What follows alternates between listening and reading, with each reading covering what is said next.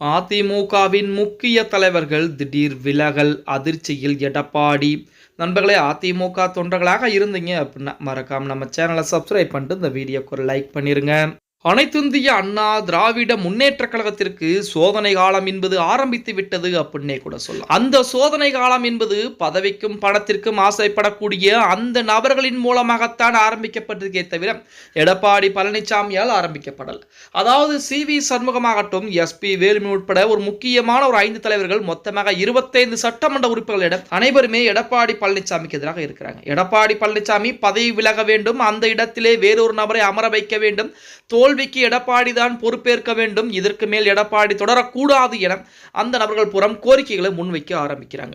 அது மட்டுமல்லாமல் தன்னிச்சையாக கூட அவர்கள் செயல்பட்டு தமிழக வெற்றி கழகத்திற்கு ஆதரவுகளை கொடுத்திருக்காங்க அப்படின்னே கூட சொல்லலாம். சரி, இந்த பிரச்சனை எல்லாம் ஒரு புறம் இருந்தாலுமே தற்சமயம் அதிமுகவிலே முக்கிய முகங்களாக அறியப்பட்ட 2 நபர்கள் தானாக தங்களுடைய ராஜினாமா கடிதத்தை எடப்பாடி பழனிசாமியிடம் கொடுத்திருக்காங்க.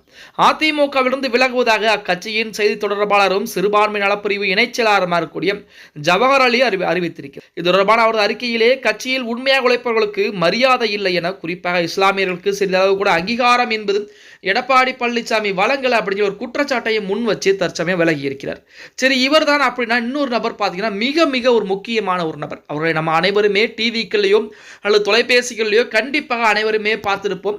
அவர் வேற யாரும் கிடையாது, கோவை மாவட்டத்தைச் சேர்ந்த ஒரு முக்கியமான ஒரு நபர் அப்படின்னே கூட சொல்லலாம். அதாவது அதிமுகவின் கொள்கை பரப்பு மற்றும் செய்தி தொடர்பாக அறியப்படும் கல்யாண சுந்தரம் அக்கட்சியின் அதிகாரப்பூர்வமான நாடேலான நமது புரட்சி தலைவி அம்மாவின் ஆசிரியர் பொறுப்பிலிருந்து விலகுவதாக அதிரடியாக அறிவித்திருக்கிறார்.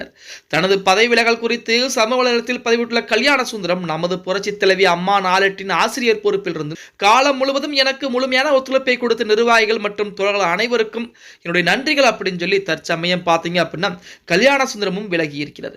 கல்யாண சுந்தரத்தை பொறுத்த வரைக்கும் வேலுமணியுடைய ஆதரவாளராக கருதப்பட்டாலுமே அதிமுகவிற்கு ஏகப்பட்ட பிரச்சார மேடைகள், அது மட்டுமில்லாமல் அந்த நாளேடுகள் மூலமாக பத்திரிகைகளுடைய ஆசிரியருமாக வேலை பார்த்தது, அதே பத்திரிகை மூலமாக மக்களிடத்திலே அதிமுகவை கொண்டு சேர்த்தது, விவாதங்கள், அதாவது இப்ப நிறைய கட்சி நிபுணர்கள் வந்து வரக்கூடிய அந்த இடத்திலே அதிமுகவுடைய பெருமையை சொல்லி மற்றவர்களை புறம் வாயடிக்கக்கூடிய ஒரு திறமை படைத்தவர் தான் நமது கல்யாண சுந்தரம்.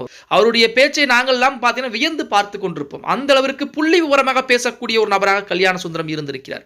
அப்படிப்பட்ட நபர் தான் ஆசிரியர் பொறுப்பில் இருந்தான் விலகி இருக்கிறாரே தவிர அதிமுகவிலிருந்து விலகுவதாக அறிவிப்பு என்பது கொடுக்கல அப்படின்னே கூட சொல்லலாம். அதிமுகவில் அனைவரும் ஒன்று சேர வேண்டும், மறுபடியும் மறுபடியும் கட்டமைப்புகளை மாற்றி மீண்டும் எடப்பாடி பழனிசாமி தலைமையிலே அதிமுக அடுத்த கட்டத்தை நோக்கி செல்ல வேண்டும் அப்படிங்கிறது அதிமுக தொண்டர்கள் அனைவருக்கும் ஒரு மிகப்பெரிய ஒரு எதிர்பார்ப்புகளாக இருந்து கொண்டிருக்கிறது. அதிமுகவுடைய பிளவு என்பது அதிமுகவிற்கு அதல பாதாளத்தை தள்ளக்கூடிய விஷயமாகத்தான் பார்க்கப்பட்டு கொண்டிருக்கிறது. பொறுத்து பார்க்கலாம். ஓகே गाइस, வீடியோ பிடிச்சிருந்தா மறக்காம லைக் பண்ணுங்க. நம்ம போடக்கூடிய வீடியோ பத்தின கருத்துக்களை கீழே மறக்காம கமெண்ட் பாக்ஸ்ல பதிவு நண்பா.